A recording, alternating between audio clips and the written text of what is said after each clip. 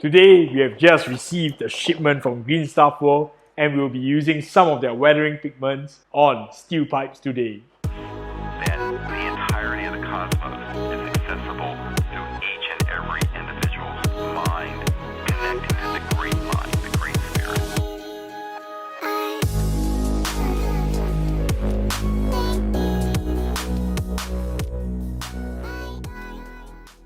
Welcome back to the channel, collectors. So today is a really special day and we have received a huge shipment from Green Stuff World. Green Stuff World has kindly provided us with a whole series of paints such as liquid pigments and high intensity inks, which we'll be using in subsequent videos. So in today's video, we're going to try out some of the Green Stuff World's liquid pigments on how to weather steel pipes. This video is part of a greater series of tutorials of how I painted the entire Knight Desecrator using mostly the overbrush technique. As mentioned, the overbrush technique is heavily used in this tutorial. If you need a recap or you are new to overbrushing, you can check out our overbrushing tutorial right here before watching this video. So if you are ready to paint some old, dirty and rusted pipes, let us begin.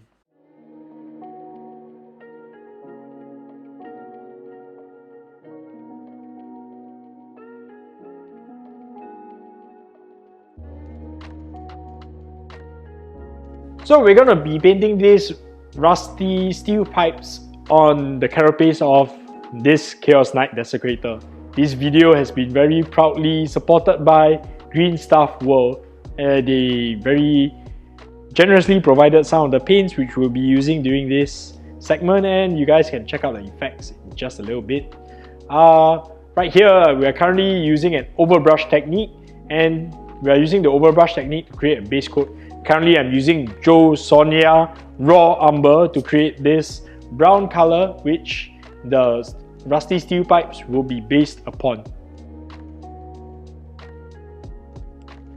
So at this point of time, you want to be as neat as possible, not to get the raw umber paint out of the lines, and you want to make sure that you're really neat at this stage.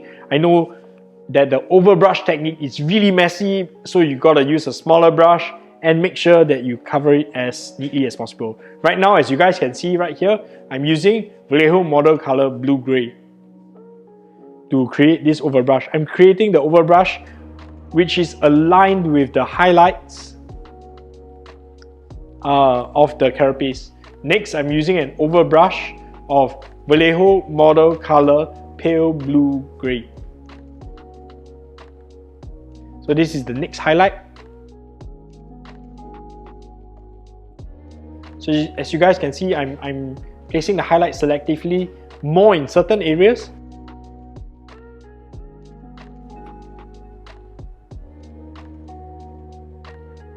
So that you can re-emphasize some of the highlights.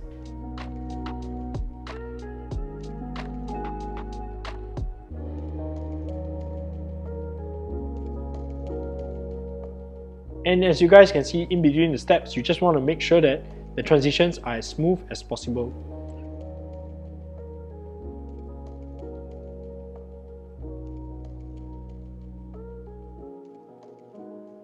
Okay, so moving on, I'm going to be strengthening the highlights. I'm using pure Vallejo model color ivory right here.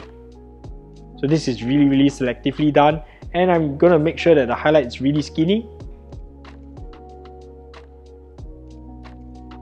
and coming from the right hand side of the model.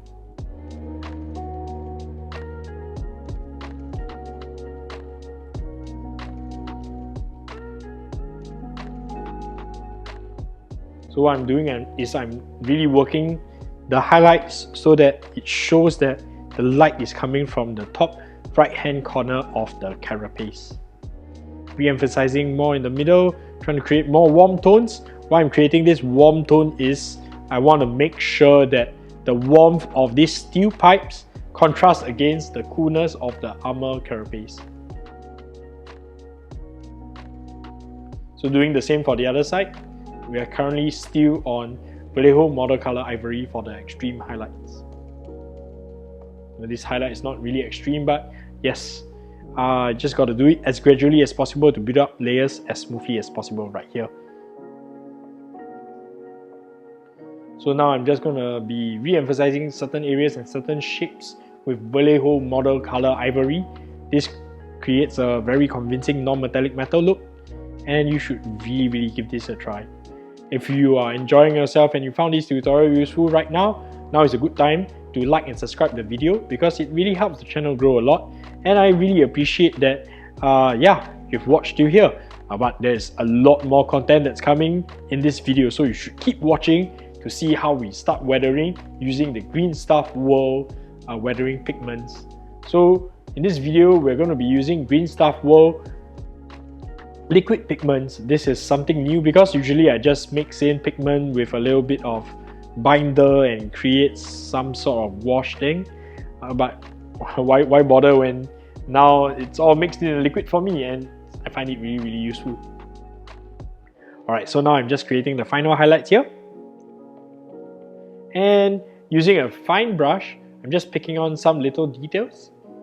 Just re-emphasizing again. As you guys can see, this technique is all about re-emphasizing, working over and over again to create a convincing illusion that this is actually this is actually metallics. I'm going to be re-emphasizing some pipes, and yeah.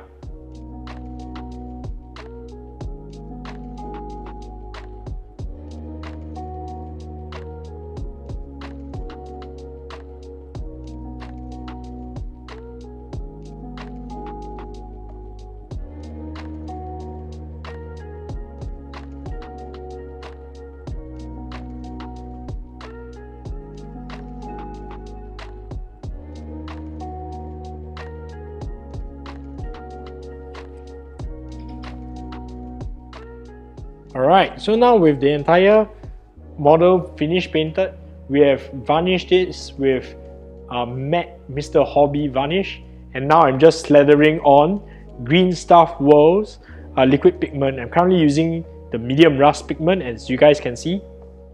What I like about these pigments is that because the model has been varnished, I like how the pigments have dried in a patchy area. And now I'm using enamel thinner to start removing the rust which is on the higher areas, which normally rust doesn't accumulate there.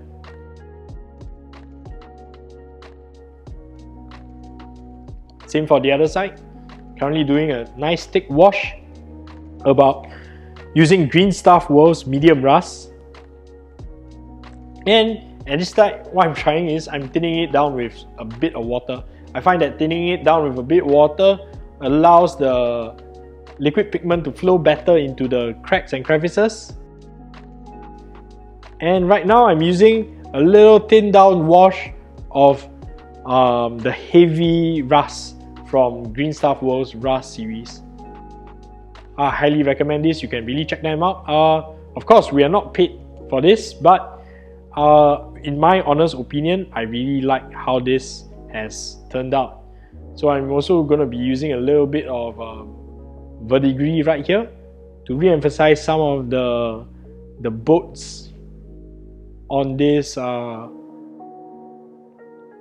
carapace. And as you guys can see, really just picking on little details, and this really makes and gives a lot of character to this model. I really enjoyed using the pigments, and it really saved me a lot of time painting the rust effects on this rusty carapace. We'll be using the rusty effects a lot more in the future, so check us out for the Decima painting. So what do you think about this weathering technique? I've been watching a lot of scale modeling and weathering techniques, so I'm trying to apply some of these techniques onto the miniatures which I have.